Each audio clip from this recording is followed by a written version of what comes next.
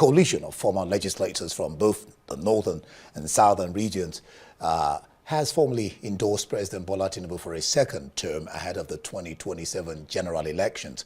Among those in attendance at a summit in Ogun State were prominent political figures, you could say, including former Senate President Ken Nnamani, former House of Representatives speakers Patricia Olubunmi Ete and Yakubu Dogara, members of the Federal Executive Council, and other distinguished personalities, where they cited unity, justice, and fairness as the driving forces behind their decision to endorse the incumbent President Tinubu.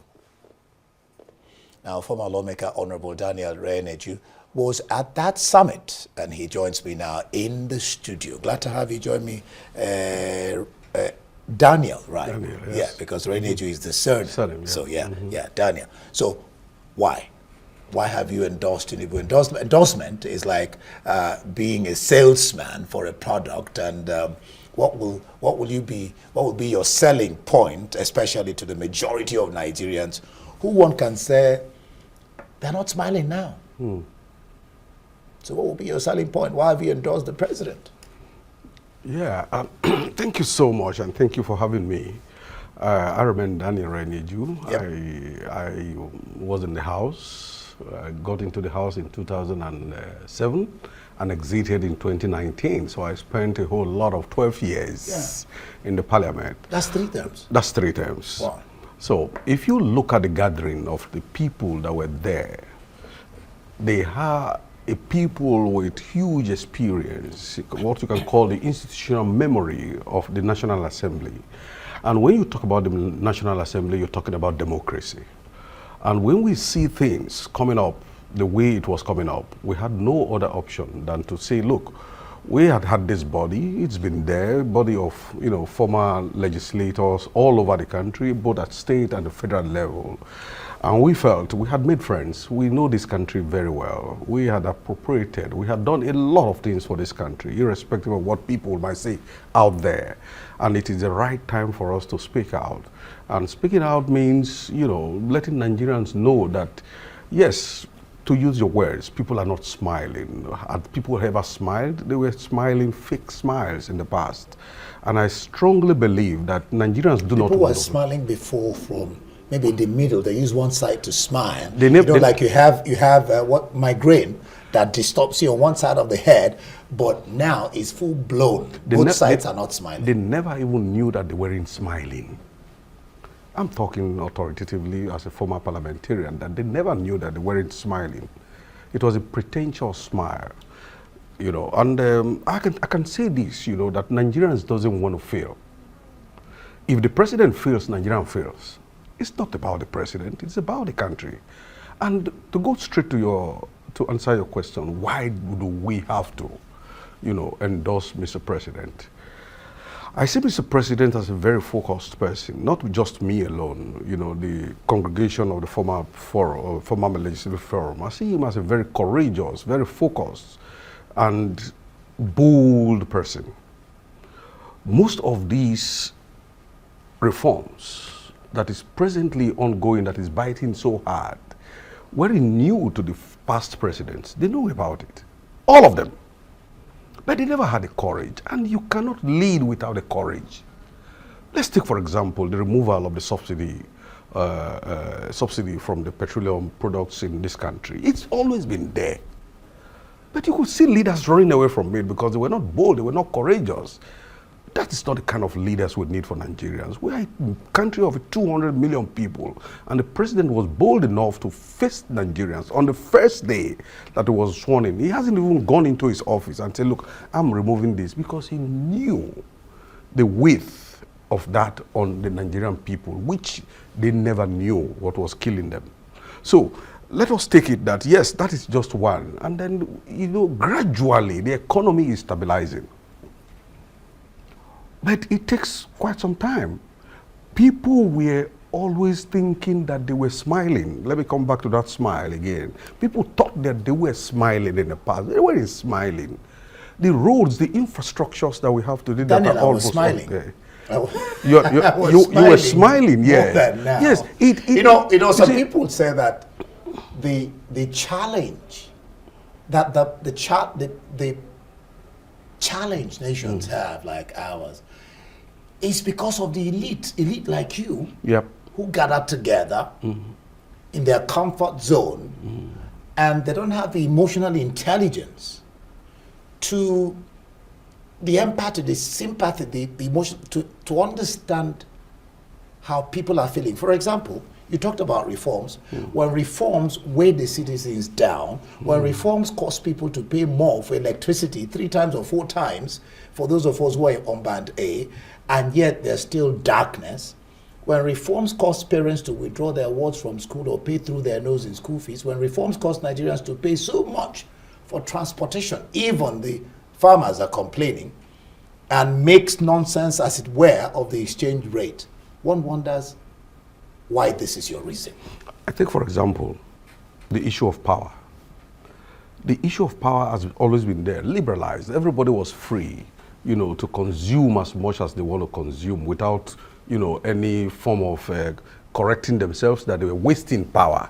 And it was on there. People were smiling at it, but never knew that the power was going to go down. How regular were the power as at when people were smiling?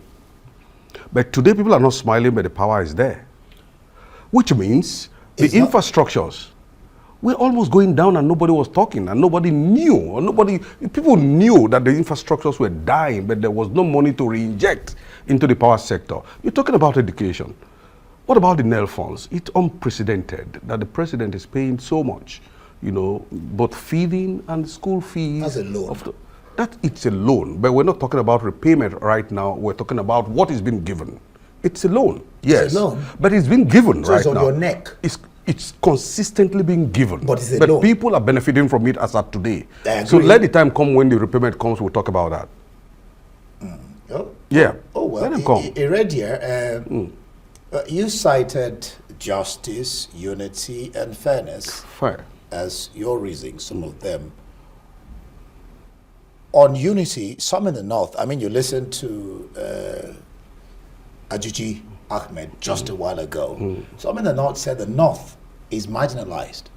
Even the east feels left out of appointments. So people are talking, when you say unity, where are you coming from? Are you in this country? That's what some are saying. So when you say unity, justice, and fairness, how do you respond to these people? From their point of view, because it can't only be your point or your POV. You have to think about the people you're leading. So how do you respond to that? Yeah, you see, in this country, we all are grown to know that people will keep complaining. People will keep, arguing for what they think is theirs. And I don't owe them any grudges for, calling for what they think should be theirs. But what we are saying in case of Mr. President, or in case of the South, or the Southern Nigeria as of today, is that we are entitled to 8-year term of the presidency. Drawing from the fact that may so rest in peace, President Buhari just left after 8 years. So why should the power go back to another instead of remaining in the South for 8 years? And that is the unity. That's why PDP is talking about either bringing on board Jonathan or bringing on board Obi, so they can complete. You see, unfortunately, I would be very careful to mention this, but I must say this, that Obi has to be careful, otherwise he's going to mortgage the chances of the Southeast when the time comes. If Obi comes, he's going to do 1 term, and that will be the end for the Southeast. Also, do you think the Southeasterners will be happy to do just a single term of 4 years? I don't know. Also, the greed will play it out. So they should be careful and call him to order. He has to wait. The Southeast had waited this long. He says it's not rocket science. He says it's not rocket science. If your intention is to lead to serve, it's not rocket science. If I have anybody who says I'm going to just do 1 term and call it, I'll be scared of the person, because I believe the person is just being unnecessarily greedy. I don't believe in that. That's your opinion. That's my opinion, and that's what I know politicians to want to do. Why would you want to mortgage the interest just for your own interest? Mortgage the interest of the entire Southeast. Now, Tony Reddy, I'm sure you know, former NTA Director yes, I know General. Him. Yes, very he well. says politicians like you have left governance. Instead are concentrating on politicking. Doesn't what you're doing right now support this argument? I mean, election is 2027. We should be talking about governance, food on your table. You're able to pay school fees, money in your pocket. How are the roads? Is electricity there? But you people are politicking. You see, we advocate for good governance. Yeah. We advocate for a strong legislature. That is our responsibility. That's the reason why we are together. We're not just politicking because we want Mr. A to be the president or not. Yes, but somebody definitely will emerge as the president. But what we are doing is to recall the consciousness of this nation to the fact that there has always been a certain and informal but stabilizing system which has been working for this country for some time, since 1999. I call it informal, but stabilizing. That's what we've been operating. Why do you want to change it?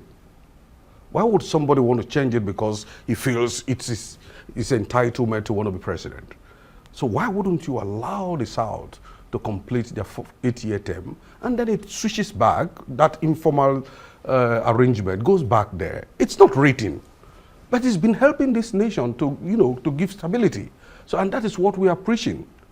And it has to be allowed to remain. Well, so maybe quarreling with your reasons, even if that is what you're preaching. What do you make of the fact that almost all the political parties, with the exception of the ruling party, APC, have one crisis or another, and none is left out? And what's the impact to our democracy? No, crisis in political party is a natural phenomenon. It doesn't go off. As far as we are humans, the crisis will always be there. But the ability for us to sit down and resolve and move forward is what makes us politicians. So I'm saying it's been engineered by the ruling party. Of course. Should we, I'm APC, proudly so. Okay, you are. Okay. Yeah, I am. So should I sit down and allow my opponent to circuit me midway? No, because of the fear of one-party state. What do you make of a one-party? There is nothing like one party. This is just mere imaginations of a few politicians. How do you, in a country, one-party state, how will it happen? The parties will only lose elections, and they'll call it one party. It doesn't even follow. There is nothing like one-party state. Do you see Asiwaju like somebody that would want to, operate a one-party state? He's been a Democrat all his life. Of course, you were a legislator, 12 years. In fact, what do you make of the ongoing, what do you call it now? The House. I'm trying to get it in my head. It's running. Sorry? The House of Reps? No, of course, what they're doing now, the reforms, yes, in the Constitution. Okay, Constitution, I'm just trying to roll for me. What do you make of, because the patriots on one side are saying, let's go back to 1963. This is a military. 1999 is just handed over to us. It's not a people's constitution. So what do you make of the constitution review? You just mentioned something, and I said, that's why I remembered it. I can't remember what you mentioned now, but you just mentioned and I remembered it. I said, so what do you make of the constitutional review? And what do you make of the other side who is saying, let's just go back to 63. That's a people's constitution and not this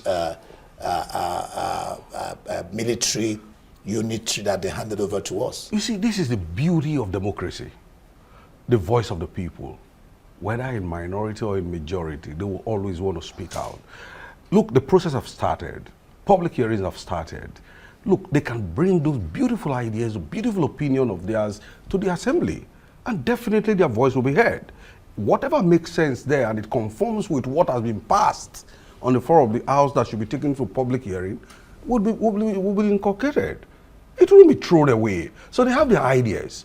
Their ideas are not completely ruled out. They are fantastic ideas. Those who say we should go back to the unitary system of government is their opinion. There are some who says no, we can, manage on what we have. Because they say it has been amended several times, like doing the same thing over and over again and expecting a different result, which is madness. Some would say. But what does the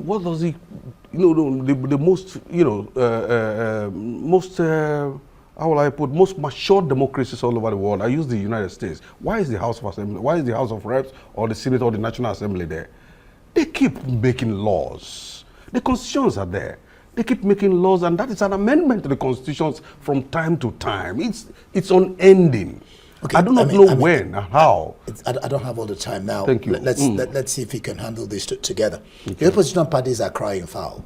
That the ruling party They're using state apparatus to harangue their members and doing what they call media trial. You have the case of Rufai, you have the case of former governor of Sokoto State, what's his name again? Tambuwal, my very and good friend. then Yeah. some have criticized the fact that the APC chairman was once an INEC top executive, and that this will compromise the elections. I don't want to believe that. It will always be there. These cries and hues and cries will always be there. And I believe strongly that the agencies will do their job. And of course, my very good friend Tambo, I watched him while he tried to narrate his ordeal in the hands of the EFCC. He's been released. He's a lawyer. He knows what to do. And I think, unfortunately, you know, we have a country where, not just for Tambuwal now, people will always cry foul. The point is that, have you been able to present yourself cleanly enough to be extricated from those complexities of being invited to, you know, give some accounts of what you've been accused of? 12 years you spent Yeah. in the legislature, so you should be able to tell us something about Natasha. I mean, what is going on now? The House was the Senate was supposed to resume today, but they've moved it to 7th. But her office was unsealed, so she got in there.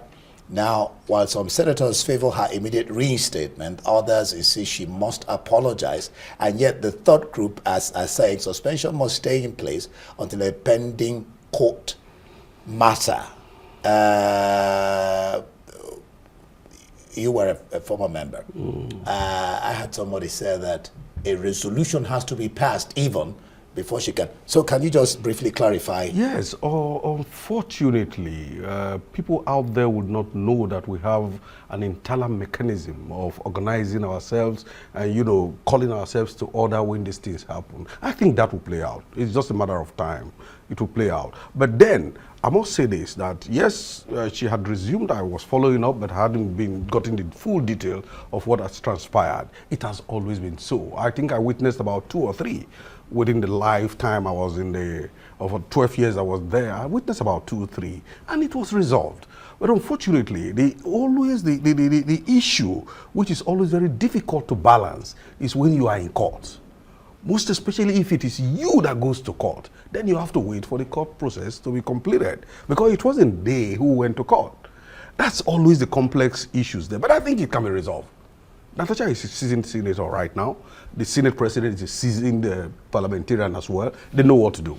All right, Daniel, I'm going to leave it here because he said something like Babio is like a dictator and she's not happy the way she was treated. But I will leave it there because we don't have all the time again. Yeah, it's I parliament. wish we had more time. Parliament. Thank you so much, Thank from you. Lawmaker, Honorable Daniel Reyenieju, Reyenieju, for sharing your insights and being here, spending your time with us on Prime Time. Thank you so much. Thank you. But that's it for this edition of Arise Prime Time. Do join us again tomorrow from me and the entire team here in Abuja. Goodbye, and thank you for watching.